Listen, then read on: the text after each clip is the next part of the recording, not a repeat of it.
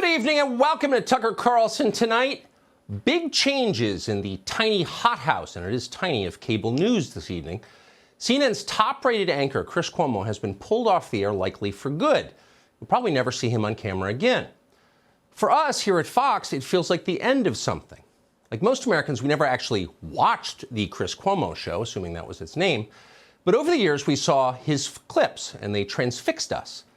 Very often as a public service, but also because honestly we could not help ourselves, we brought them to you. How, we wondered, did a man who could barely speak English wind up with a paying job on television? Was it some kind of weird affirmative action program for the illiterate?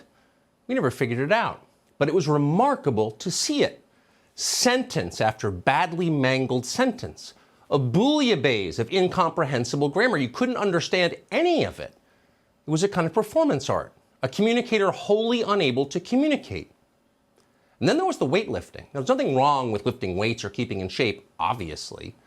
But there was always something very wrong with the videos that Chris Cuomo had shot of himself and then put on the internet. Imagine wanting other people to see this. Sorry, I've been really busy, but I am working out. I mean, let's be honest, you don't get to look like that by nothing. No, I'm kidding. Just get a little pre-show pump. What does it say? Cuomo prime time. Hashtag let's get after it. 100 pounds, just kind of just work it out. A little bit of light stuff. Yeah. Yeah. Yeah. Yeah. News time. We were also using that Fred Flintstone dumbbell. This is multitasking for a real man.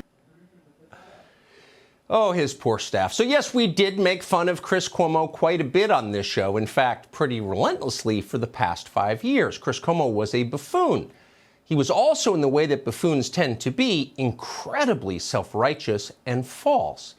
Here he is, for example, pretending to emerge from self-imposed quarantine in his basement after recovering from COVID. We had a huge day today in Casa Cuomo. Take a look at this.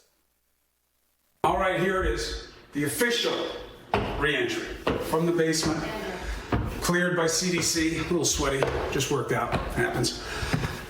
This is what I've been dreaming of, literally for weeks. This is the dream, just to be back up here doing normal things. His poor family. He pulled them into it. We learned later the whole thing was fake. Chris Cuomo hadn't quarantined. In fact, he'd been out and about, wandering around Long Island without a mask, yelling at anyone who questioned him. Now, no one else at the time in the media seemed bothered at all by this, but it struck us as a big deal. It was too phony.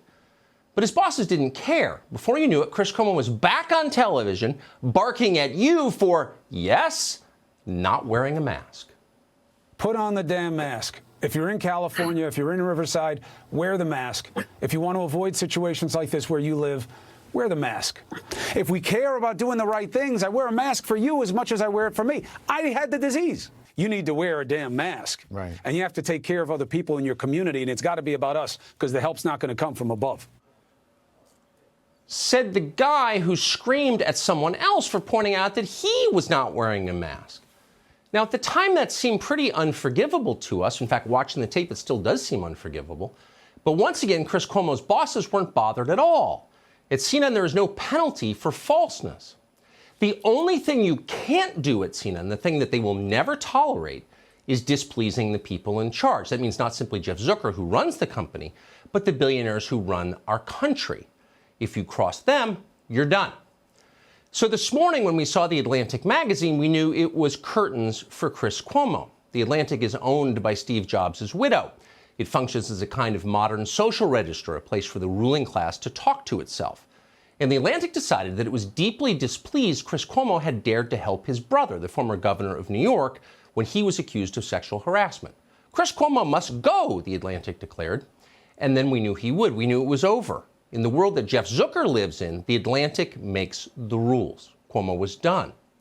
And that's when, for the first time ever, and very unexpectedly, we started to feel sorry for Chris Cuomo. Helping his brother is not the worst thing Chris Cuomo ever did. In fact, it may have been the best thing he ever did.